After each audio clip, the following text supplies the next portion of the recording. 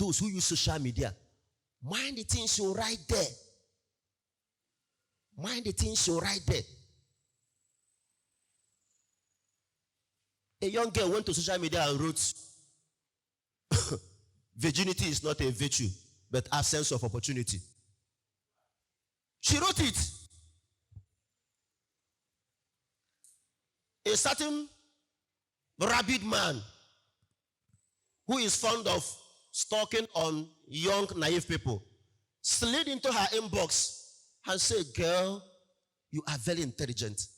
Hi, I have never heard this kind of philosophy. You are so philosophical. Where did you study? Have you finished university? The girl said, no, I'm still in my SS1. My, oh my. In your SS1 and you are this damn intelligent and witty. Can we be friends?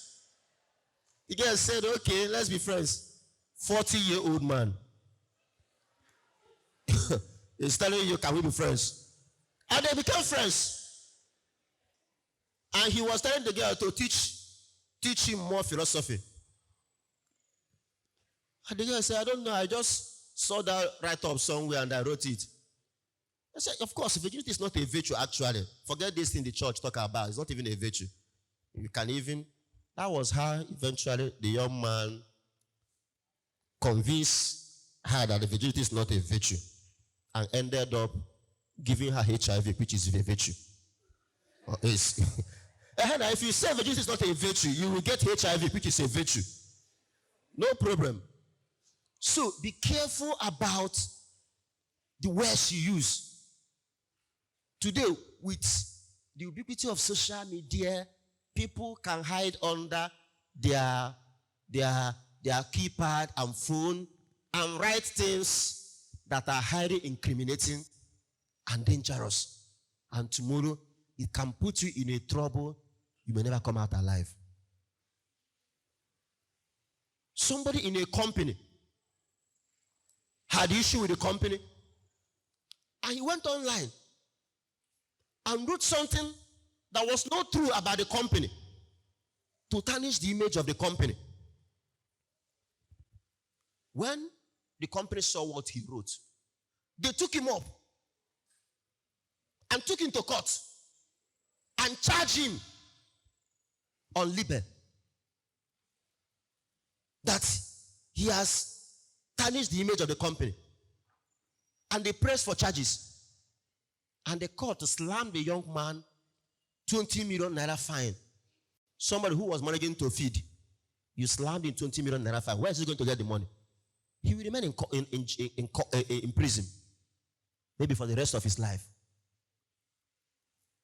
There was a time I saw on Twitter, a certain man tweeted something about Inosim Motors, that he went to Inosim and bought a car for his father. That car didn't last up to a year. And the car has been parked in the house. That is no longer working. Giving the impression that Inosim produces substandard car, this and that. After writing the tweet, he stupidly tagged the Inosim company. Maybe their manager or whoever came and responded to the young man and said, we are really sorry for this experience. We want to help you. Please send all details. We really want to help and solve this problem for you.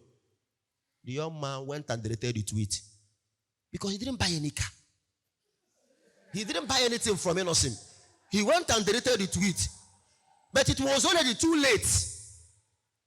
And Inosim told him, our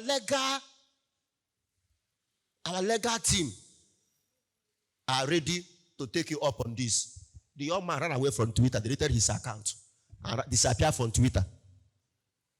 I don't know how the case ended anyway. But the issue the press is that they're taking the young man to court.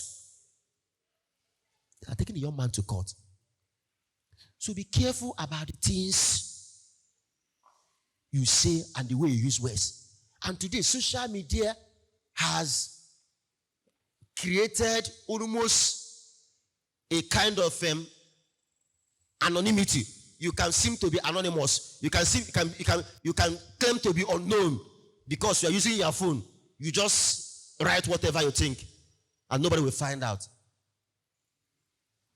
Your IP, every phone has what is known as IP address.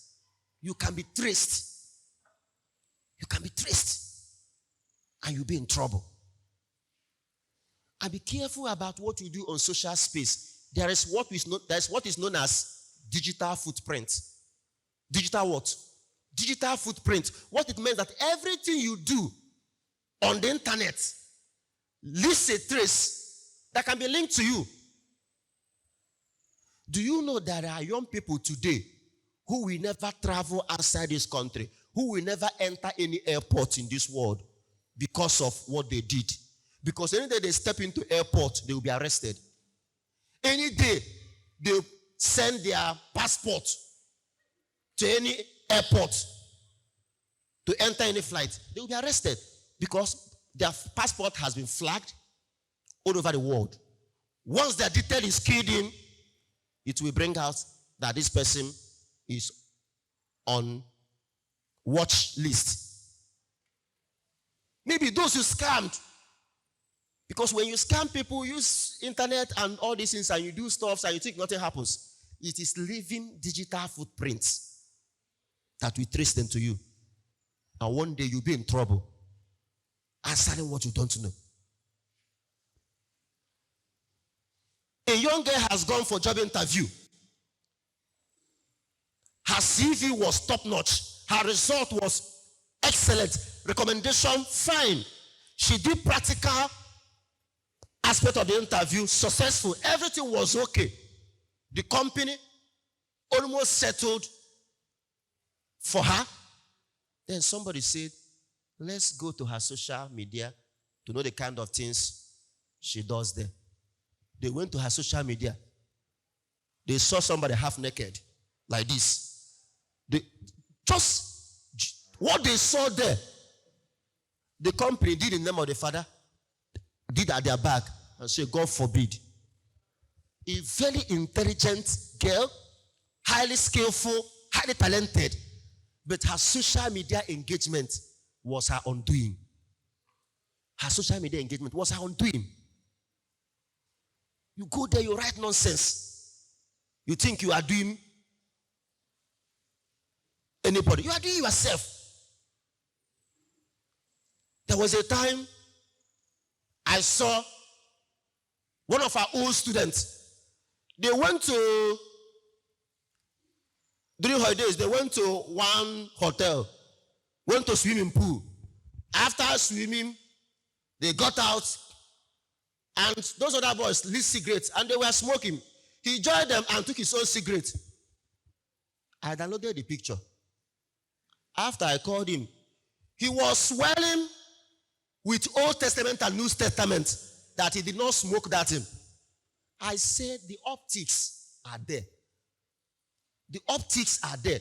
You took a cigarette and you say you did not smoke. How will you convince me? Smoke was emitting from the cigarette. You were holding it in your hand. It's like a corny elder who says he doesn't eat pork meat, yet he uses mouth to divide it for children. You don't eat pork meat, yet you are using mouth to divide it for children. Who are you deceiving?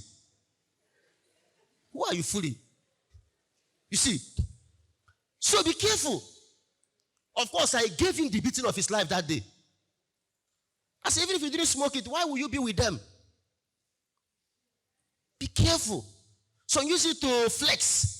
We are big boys. Big boy because you smoke cigarettes. That is not big boy. If you want to be a big boy, pass your maths and English.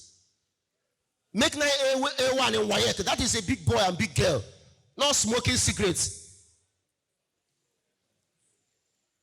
And appearing half naked on social media. You call yourself a big boy. Come on, who are you? Who is fooling who? It's not a big boy. If you want to be a big boy, a slave queen or a slave king, pass the most difficult question in mathematics, gain admission to study one of the choice courses in the university. That is what makes you a big boy.